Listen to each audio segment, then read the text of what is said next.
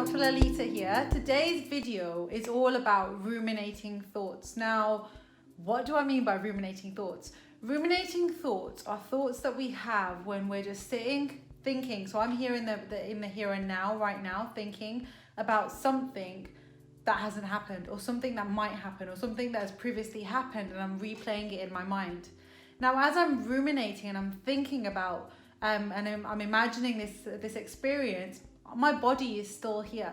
Now, wherever my mind goes, my body will react in a way to wherever my mind is going. So, for example, if I'm thinking, oh, tomorrow I have to speak to the boss, and when I speak to the boss, he's going to say this to me, and he's going to say this to me, and then you start to get nervous and anxious. Now, as these emotions start to develop about emotions related to an experience that hasn't happened, your body then will physiologically go through certain experiences.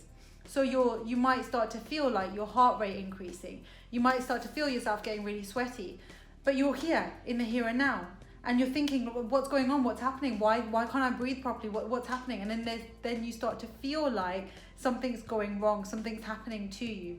But it's nothing that's happening to you, it's where your mind is going. So remember, the mind is so powerful. The mind can create experiences that haven't happened. So when you're thinking about what's going to happen tomorrow in your meeting, your body is then responding physiologically to wherever your mind is going. So it's for you to try and understand, why is my mind thinking about this? Where is my mind taking me? Because if you don't need to ruminate about this experience, your body's under stress, your body might be under pressure for no reason. And how many times are you going to keep replaying it? So if you've got an interview and you know it's an important interview and you keep replaying it over and over and over in your head, thinking, what about if they ask me this? Or what about if this happens? And what about if this happens? And you've created so many different scenarios that might have happened or that have happened in your head that haven't actually happened, but your body is still connected to your mind. So your body is still being impacted by this. So it's to try and understand, right, is this an issue for me? Am I finding it difficult to manage my thoughts, and do my thoughts run off? And if they do, it's almost like, right, how do I now manage this? And everyone's way of managing ruminating thoughts will be very different. So for example, someone might feel like, well, I notice that I ruminate when I'm at work, or when I'm bored, or when I'm sitting with my partner, or when I'm around a lot of people. I know that my mind can run off in different places. So it's first of all trying to understand, when does my mind run off and start thinking about different experiences. Secondly, it's what emotions then do stem up from you thinking about certain things. So when you're ruminating and you're thinking about what's going to happen tomorrow, what's going to happen next year, what's going to happen the year after, you can then end up feeling a sadness, a loneliness. For example, if you're thinking, well, what about if I never meet someone? Or what about if I never have kids? Or what if I never ever pass my exams? So you're thinking of the worst case scenario, but by doing that, you're emotionally being impacted.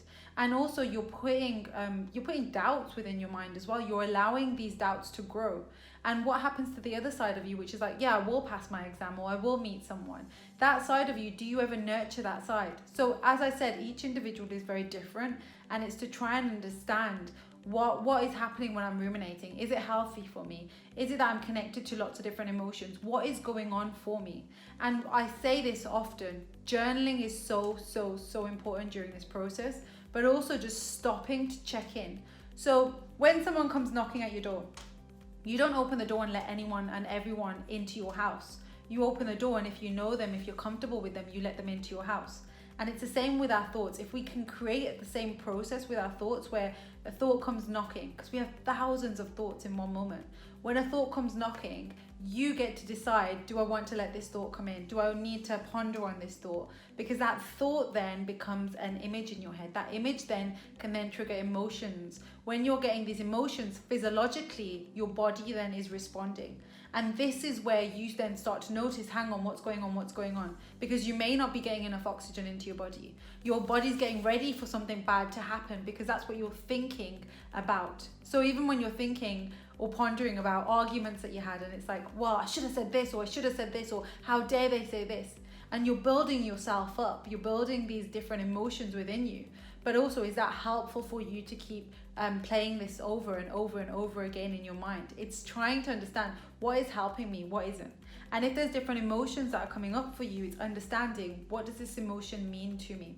The more you're able to do this, the better able that you will be able to understand your emotions, and ultimately your decision making, the opportunities that come your way, they all will reflect on you managing your emotions and understanding where are these emotions coming from and why are they coming up for me. Now, if you feel like there's other strategies that really work for you, feel free to share them.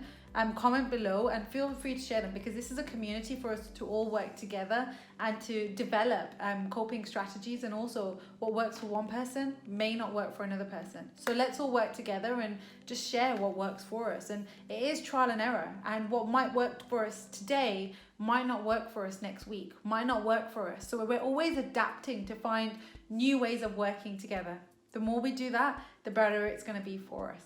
So on that note, I want to just remind you about ruminating thoughts. Just be mindful over where your mind goes and where it runs off to and why it runs off there, and also the emotions then that you might then feel as a result of that. If you're able to do that, that's going to give you more awareness, and then you can lead to an understanding of like, okay, I get it, this is what I'm doing, but now I need to understand. So that's going to help you get to the understanding part of it. So on that note, I'm going to leave you there. If you need any questions, if there's anything that you want to ask, feel free to reach out, and I will speak to you all later. So take care and have an amazing day. Bye bye.